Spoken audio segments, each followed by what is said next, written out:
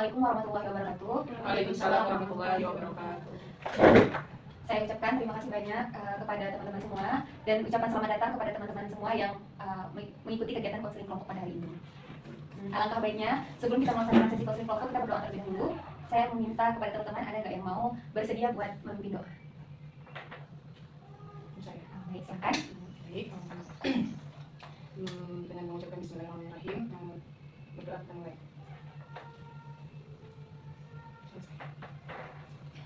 Baik, terima kasih kepada partisipan yang sudah mau membantu memimpin doa. Nah, sebelumnya kata pepatah tak kenal kata sayang, kita berkenalan dulu satu sama lain. Oh ya, sebelumnya saya mau tanya, ini kali pertama teman-teman ikut kegiatan bimbingan konseling kelompok atau udah pernah ikut kegiatan konseling kelompok? Nah, ini baru pertama. Kita kenalan dulu ya, supaya kita saling kenal.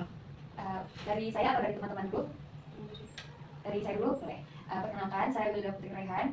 Di sini saya sebagai pemimpin atau konselor dalam kegiatan konseling kelompok ini. Sekarang bagi teman-teman, ada yang bersedia? Saya Yurika Mahara, biasa dipanggil Yurika. Saya berasal dari Lampung. Oke, ini namanya Kak Yurika. Selanjutnya? Perkenalkan, nama saya Rosyam Dayuni, saya tinggal di Darussalam. Teman-teman perkenalkan, ini namanya Kak Lucy. Hai. Selanjutnya? Perkenalkan, nama saya Widya Irasatika. Saya dipanggil Widya, tinggalnya di Praga. Oke, ini namanya Kak Widya, ini Kak Yurika, ini Kak Lucy, dan ini Kak Widya. Saya Wilda, kalian boleh panggil Wilda karena teman-teman semua baru melakukan sesi konseling di tahap pertama. Ini perdana, saya izin untuk menjelaskan dulu sebenarnya konseling kelompok itu apa. Nah, saya mau kasih tahu nih, kalau konseling kelompok ini adalah, izin saya menjelaskan apa itu konseling kelompok. Konseling kelompok ini adalah salah satu layanan yang ada di dalam bimbingan konseling, di mana nantinya di dalam konseling kelompok ada satu orang pemimpin kelompok, yaitu saya, dan anggota kelompoknya adalah teman-teman semua. Di mana nantinya kita akan membahas satu permasalahan yang dihadapi salah satu anggota kelompok sehingga dia mampu mandiri dan mengatasi masalahnya. Nantinya kita akan mendapatkan manfaat dari kegiatan konseling ini. Salah satunya apa? Kita bisa membantu teman kita mengatasi permasalahannya. Kemudian teman kita ini nanti di antara teman-teman bisa meningkatkan komunikasi, bisa mendapatkan relasi. Nanti teman-teman bisa mendapatkan relasi pertemanan lebih lanjut ya. Kemudian sejauh yang saya sampaikan teman-teman bisa mengerti? Bisa. Oke. Lanjut, ketika nanti dalam proses kegiatan teman-teman sampaikan apapun yang ingin disampaikan. Jangan ada penyampaian yang dalam keadaan terpaksa. Dan apapun yang kita sampaikan dalam kegiatan kelompok ini nantinya akan kita rahasiakan bersama. Gitu. Jadi buat teman-teman jangan sungkan atau takut buat menceritakan permasalahan teman-teman. Karena kalau teman-teman yang nggak mau menceritakan, teman-teman yang lain nggak bisa membantu. Gitu. Jadi nanti jatuhnya kegiatan konseling kelompok kita ini jadi rancu, nggak ada solusi. Jadi ceritakan apapun yang mengganjal. Tapi jika yang disampaikan itu membuat kalian nggak nyaman atau belum siap untuk sampaikan, nggak apa-apa, nggak usah disampaikan, nggak usah dipaksa. Dan tetap mematuhi etika yang berlaku. Gitu.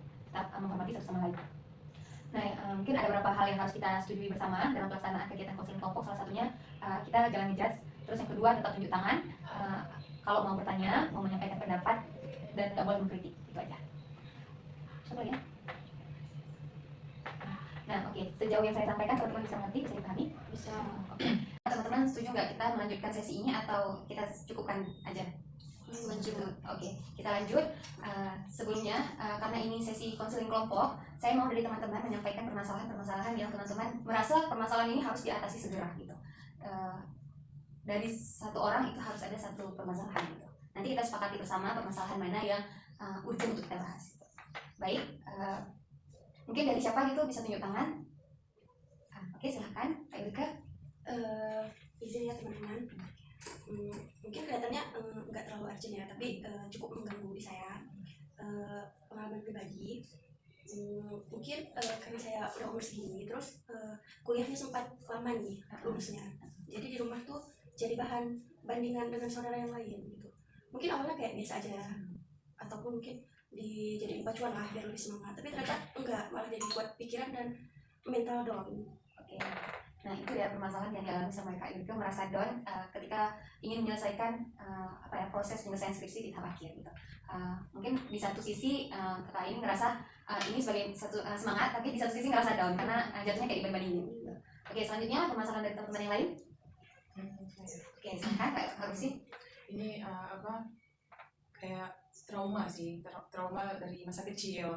Karena waktu saya kecil kan saya sering dibully oleh teman-teman. Ini memang sih masih tingkat dasar ya, karena di SD. Jadi kami merasa agak ada ketraumaan sampai dewasa. Jadi merasa dari bullying tersebut saya merasa menjadi kurang percaya diri, efek dari bullying waktu SD.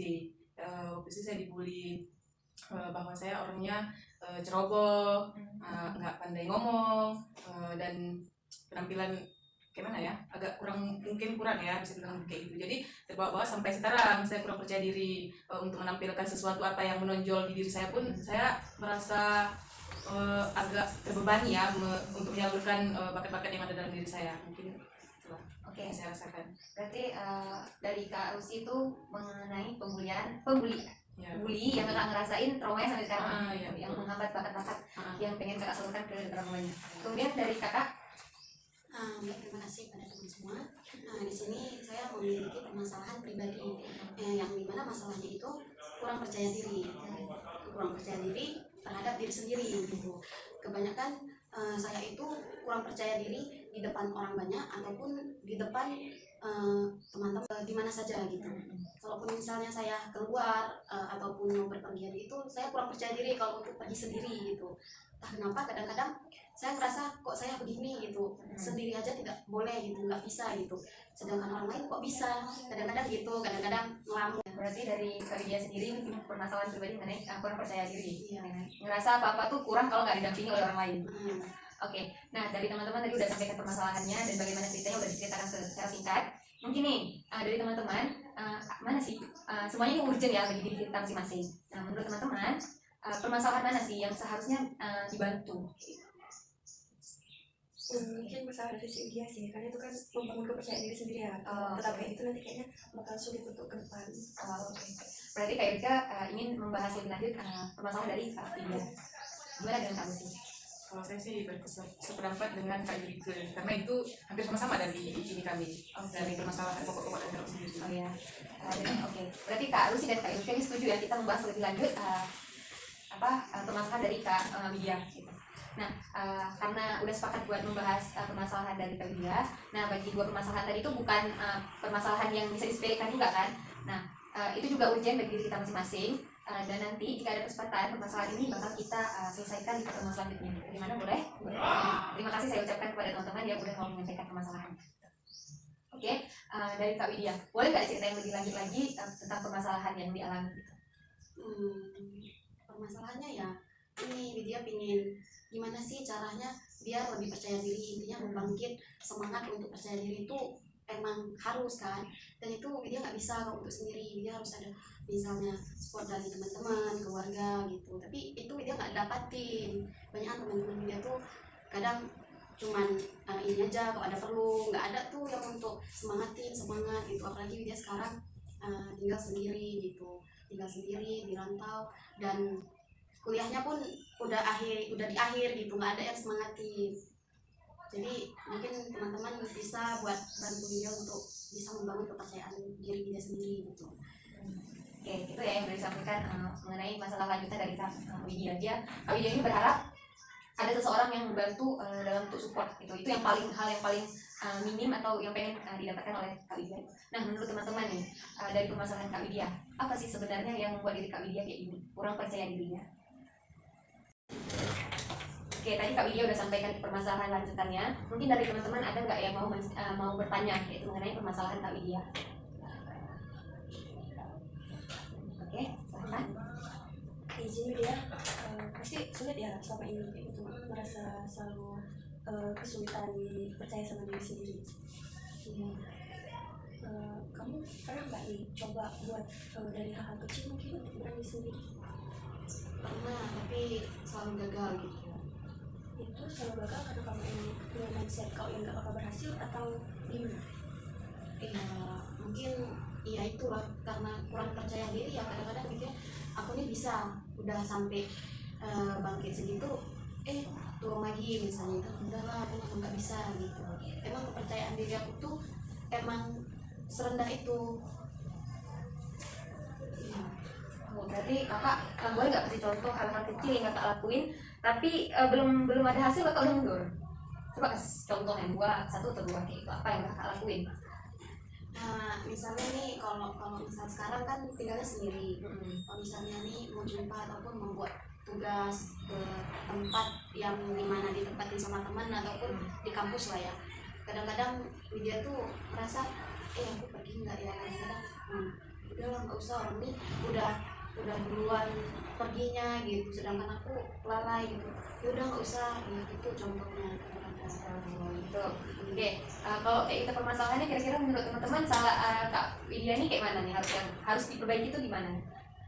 Mungkin karena nggak berani sendiri, berarti minimal kayak kita tuh harus ada komunikasi sama teman lain, harus berani coba. Mungkin tanya, kalau kamu di mana, kamu udah siap, kalau kamu pergi boleh nggak tolong kabarin aku biar kita perginya samaan gitu.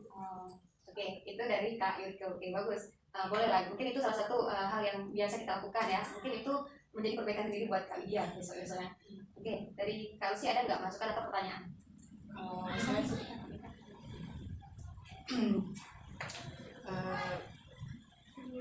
gimana tadi? Nah, gimana nih menurut Kak Lucy? Kak Lucy ini ngerasain nggak apa yang dirasain oleh Kak Widya atau bagaimana? Izin ya Widya, kalau dari saya pribadi ya, sangat berempati karena itu nggak jauh-jauh hal dari perihal pribadi kita sendiri, merasa kurangnya percaya diri, kurang yakin kepada diri sendiri. Mungkin dengan saya merasa kayak gitu, saya berempati juga. Dari apa yang sudah disampaikan sama Kak Widya tadi, kira-kira ada nggak saran dari teman-teman untuk Kak Widya supaya dia cepat-cepat bisa mampu mengatasi rasa kurang percaya diri dia? Mungkin dari Kak Widya dulu.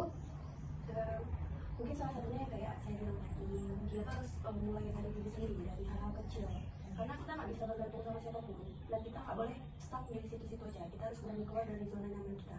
Jadi misalnya dia mau pergi atau mengerjain tugas bareng teman-teman, jadi dia harus mulai dari hal-hal kecil, misalnya komunikasi, bertanya kayak gitu, kamu di mana, kamu jam berapa pergi, atau basa-basi yang kayak marah, nanti boleh nggak kita pergi bareng kalau emang dia nggak mau sendiri kayak gitu. Oke, itu aja. Itu ya masukan atau saran dari Kak Widya. Dari Kak Lucy ada nggak?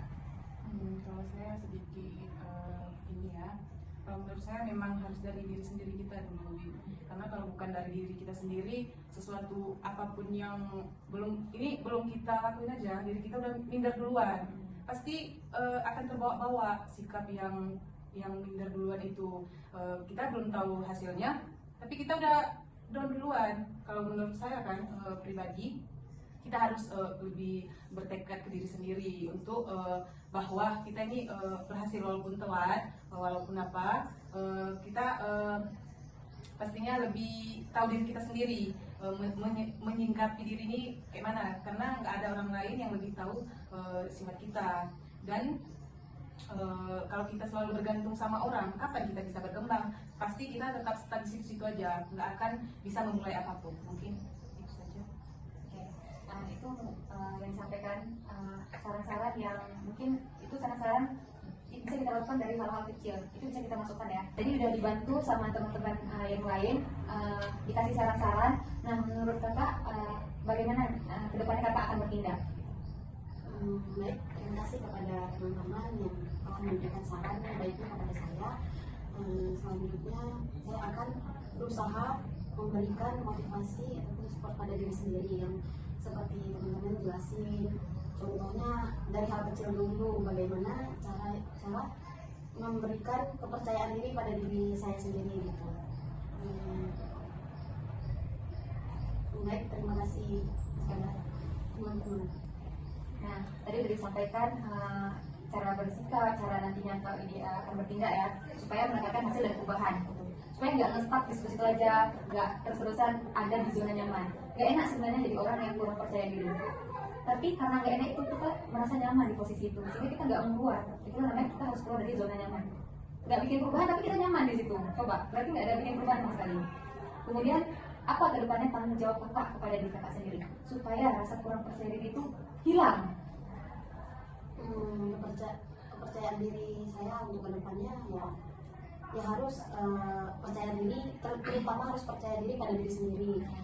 Lalu saya kalau misalnya saya ngelakuin hal ataupun tugas di luar, ya sebelum jam waktunya dimulai saya harus sudah stay di situ. ya, itu mungkin contoh-contoh tanggung jawab pada diri saya sendiri. Mungkin Kak Bidi bisa konsisten ngelakuin itu mulai dari hal-hal kecil. Contohnya tadi Kak mau keluar rumah nih, Kak Bidi mau cari lauk atau apa gitu. Masa kita harus bergantung sama orang dulu, harus tunggu teman dulu baru beli lauk. Sedangkan kita udah lapar. Nah, coba beranikan diri, ini bukan tentang orang lain, tapi tentang diri kita dan tentang perut kita kan lapar. Gitu. Nah itu hal-hal kecil yang harus kita ubah. Mungkin sulit sekali, betul yang dibilang sama teman-teman, sulit dan setiap orang merasain hal itu. Dan itu merupakan zona nyaman, juga merupakan salah satu toksik kita ke diri kita sendiri. Jadi itu salah satu bentuk yang harus diubah. Terima kasih Kak Widya udah berani memutuskan buat untuk melakukan perubahan gitu, dari hal-hal kecil, udah bertanggung jawab supaya bisa lebih percaya diri ke dirinya sendiri. Gitu. Mungkin menurut Kak Widya ini udah merasa tuntas gak permasalahannya? Udah dapat solusi gak di sini? Alhamdulillah udah dapat solusi. Udah dapat solusi. Jadi apa yang disampaikan dari saran-saran dari teman-teman kira-kira bakal dilaksanain nggak? Iya, saya akan laksanain secepatnya. Semoga apa saran yang disampaikan teman-teman memberikan perubahan ke Kak Widya supaya hasil kedepannya lebih baik menjadi diri sendiri lebih sempurna. Oke, tadi saya ucapkan terima kasih kepada teman-teman semua yang sudah berkenan memberikan solusi dan Kak Widya sudah memberikan keputusan apa yang akan dilakukan ke depannya. Nah, saya mau tanya nih, kira-kira menurut teman-teman ini kegiatan konseling kelompok kita bermanfaat nggak? Membantu nggak teman yang bermasalah tadi kira-kira? Nah, saya mau tanya sebelum menutup kegiatan konseling kelompok kita, kira-kira ada nggak kesan atau pesan dalam kegiatan kita pada hari ini? Kalau kesannya kegiatan ini sangat bermanfaat ya, karena kita bisa mencari solusi bersama dari satu masalah. Mungkin pesannya kita bisa nih mengulangi kegiatan ini untuk terus membahas masalah-masalah yang ada pada kami semua. Oke, itu dari kakak. Satu lagi. Kesan saya ambil dari sesi konseling ini yaitu kita bisa berbagi permasalahan, tapi langsung juga bisa diatasi pas di sesi ini. Jadi kesan yang bisa diambil ini sangat bermanfaat untuk kami pribadi ya, bahwa setiap ada masalah pasti ada solusinya. Mungkin itu saja. Dari Kak Widya sendiri nih, sebagai orang yang ingin masalahnya teratasi, ada nggak pesan-pesannya buat teman-teman? Kesannya apa sih yang mau disampaikan? Dari kegiatan yang kita lakukan sekarang ini itu sangat bermanfaat, apalagi buat diri sendiri ya, yang dimana teman-teman sekalian sudah memberikan motivasi terhadap dia dan itu sudah membangkit semangat dia buat hari ini dan kedepannya. Itu yang Kak Widya rasakan ya. Jadi boleh saya rangkum permasalahan kita pada hari ini. Kesimpulannya yaitu mengenai kurangnya kepercayaan dalam diri kita, yang kita tahu itu merupakan perbuatan toksik, perbuatan yang salah, dan konsep diri yang nggak betul dan harus segera diperbaiki. Karena kalau terus-terusan kita ada di posisi itu, kita nggak akan beranjak sedikit pun. Nah, kesimpulan kegiatan kita pada hari ini supaya kita mampu mengatasi kurang percaya diri kita di depan orang lain. Tetap kasih harapan ke diri kita kalau kita ada perubahan. Salah satunya kita harus menghilangkan sifat kurang percaya diri atau minder. Kalau kita tetap berada di posisi itu, kita nggak akan keluar dari zona nyaman. Kalau kayak gitu terus sudah kita telat dari orang lain, dan itu akan menambah sesi makin bertambah lah kurang percaya diri kita ya untuk melakukan perubahan. Mungkin segitu aja yang bisa saya sampaikan. Saya ucapkan terima kasih kepada teman-teman yang udah mau berpartisipasi, teman-teman yang kakak yang udah mau menyampaikan permasalahannya dengan baik, sudah mau terbuka dan percaya kepada teman-teman semua. Saya ucapkan terima kasih, dan juga kepada kakak-kakak yang udah mau bertanya, mencari permasalahannya dan memberikan solusi kepada Kak Widya. Sekian, saya tutup kegiatan konseling kita pada hari ini. Semoga kita bisa melanjutkan kegiatan untuk kedepannya. Oh iya, lupa, tadi kontraknya kayak mana? Kapan kira-kira kita bisa melakukan kegiatan konseling? Mungkin di hari yang sama dan jam yang sama di setiap minggu. Oke. Dari teman-teman yang lain? Setuju. Oke. Untuk permasalahan 2 tadi yang belum dibahas, mungkin kita akan bahas di pertemuan selanjutnya. Oke, saya tutup kegiatan konseling kelompok kita. Assalamualaikum warahmatullahi wabarakatuh. Waalaikumsalam warahmatullahi wabarakatuh. Oke. Yeay.